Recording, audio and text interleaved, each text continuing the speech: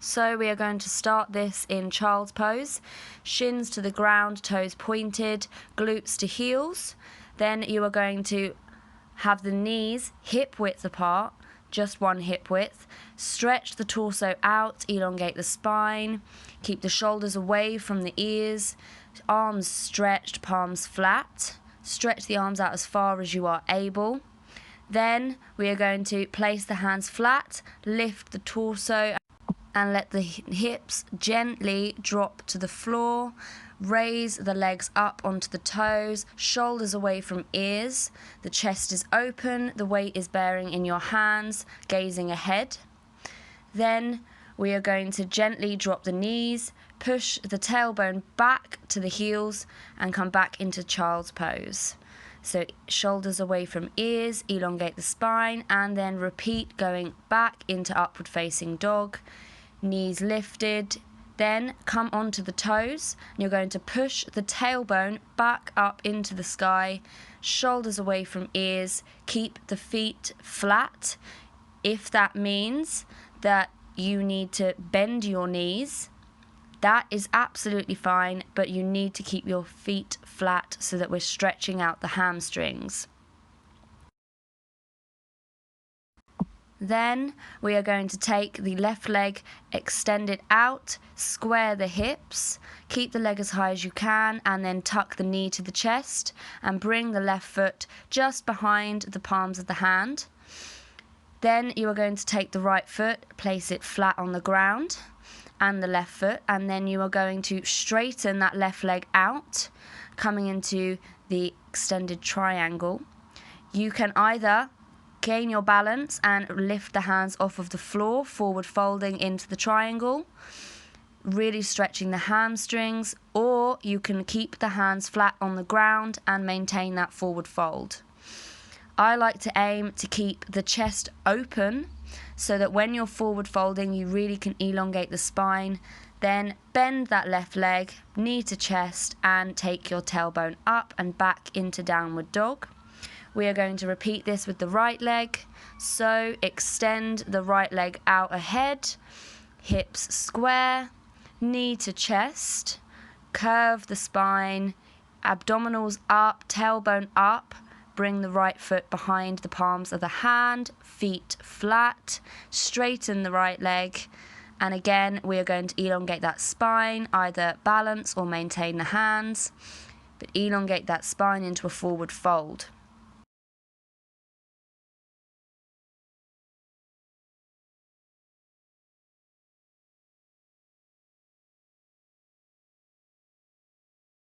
Then we are going to place the hands flat again, bend that right knee, knee to chest, and tailbone up and back into downward dog. Now from here you can either walk the feet in, so tailbone up, abdominals tucked, tippy toes taking small steps in until your toes come to the palms of the hands or just behind. Or you can jump from downward dog. That's a gentle jump, knees soft, and a small jump into a half forward fold. So back straight, we don't want a curved or arched spine. Elongate the spine straight, chest open, shoulders away from the ears, not crunched up, and gaze downwards, not ahead. Then we're going to come onto the fingertips and roll the torso upwards into mountain pose. From here, we are going to take the left hand to the left ankle, and we are going to bring that left foot into the inner right thigh, right at the top as far up as you can get. Bring it in, tuck it in, engage that thigh because you really want to maintain the balance. Open the hip.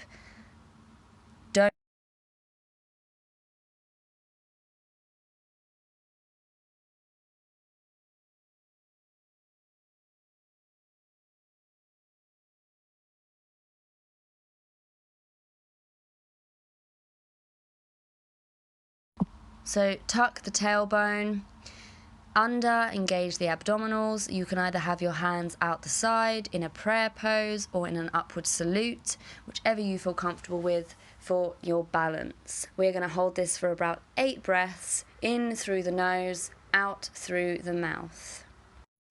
Then we are going to release the left leg, grabbing the ankle, but do not place the foot onto the ground because we are going to extend that left leg back, engage the glutes, square the hips, arms extended overhead, use the abdominals and hinge at the hips into warrior 3. So this is a flat back, glutes engaged, straight line from the toes to the fingertips. You can have the right leg bent or straight and then hinge at the hips to maintain the balance and bring yourself up again. Then we're going to repeat this with the right leg, so right hand to right ankle, right foot to inner left thigh, tailbone tucked, abdominals engaged, knee out, chest open, hands wherever you feel comfortable. 8 breaths, in through the nose, out through the mouth.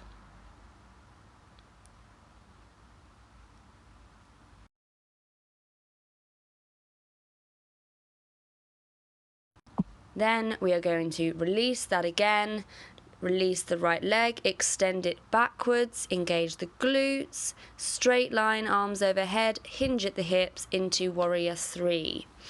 Bearing all of the weight into the left leg, straight line, really engage the glutes.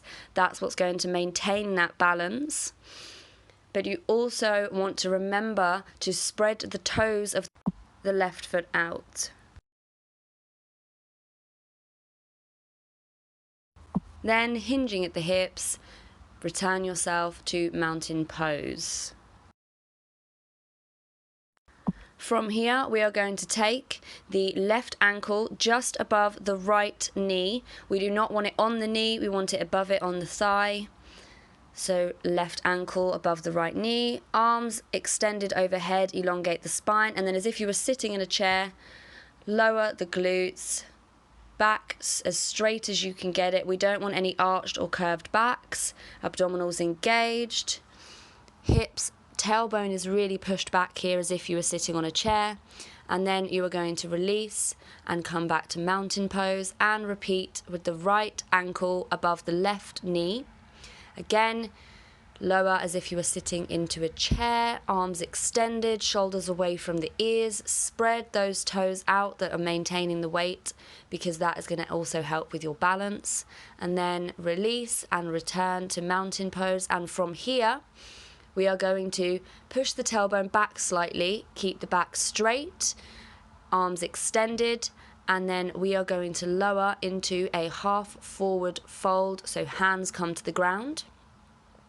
From here, what we are going to do is place the hands flat, and again, you can either walk back, so gently, slowly walk back into downward dog, or you can take that small jump, again, keeping the knees nice and soft, landing on the toes and then releasing onto the heels so we don't get any injuries. So we are in downward dog. And from here, we are going to gently lower the knees to the ground and then push the glutes back towards the heels again into child's pose. So again, shoulders away from ears, spine elongated, and then you are going to come up into a flat back on the hands and knees, and we are going to be repeating cat and cow. So engage the abdominals, keep the shoulders away from the ears at all times, allow the belly button to dip towards the floor, and then the tailbone is going to point upwards towards the sky, pushing the shoulders away with the wrists, gaze straight ahead, not up or down, straight ahead. Take a few breaths, really push the weight of your shoulders away with the wrists, and then you are going to tuck the tailbone, curve the back, and draw the belly button up towards the sky. Again, shoulders away from ears, and you are going to really tuck that chin to the chest while tucking the tailbone and sucking the abdominals upwards. Hips stay stacked over the knees, chin is tucked, everything is engaged, and then release, returning, dipping the back, tailbone upwards, and repeat tucking the tailbone and drawing the abdominals up towards the sky, chin to chest.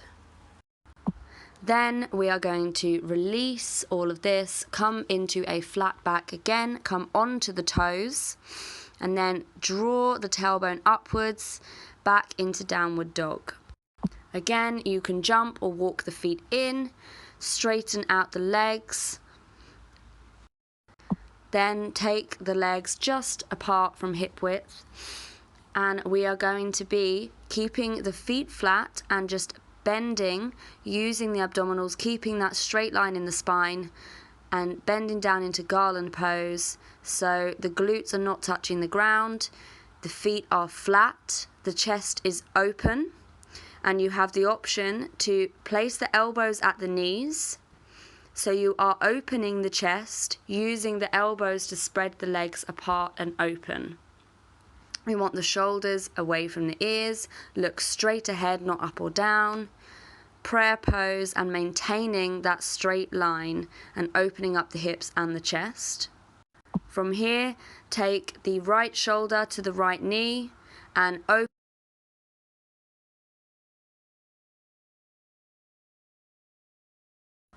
the arms up, opening the chest, and then return to the prayer pose. Then the left shoulder to the left knee and open up the chest, spreading the arms apart. And then again, return to prayer pose. And from here, we are going to lower ourselves to sitting on the ground. Then we are going to gently place the hands under the knees. Gently, we're not using them for anything in particular, and roll the lower body down. It's just there for extra support for the spine. Once you are flat on the ground, you are going to take the legs,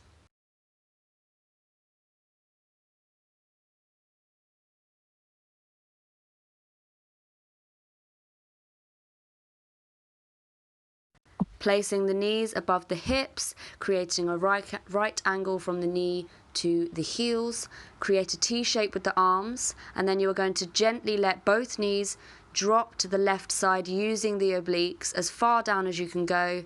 But the key is to keep the chest facing upwards, and we will then bring the knees back up to the center, taking the twist out of the spine and lower back down to the right side, again using the obliques. You really want to try and focus on keeping the shoulders glued to the ground, not lifted up like so, as that's going to enable the chest to stay facing upwards. If that means the legs don't go all the way down to the floor, that is fine, because the focus is keeping the chest open and the shoulders down, creating the twist in the abdominals. And then return back to center, take the hands to the shins, shoulders off of the ground as you bring the knees to the chest. Really give yourself a nice little hug, and then release, and feel free to just lay here for as long as you need. Thank you for flowing with me, and congratulate yourself, because yoga is not always easy.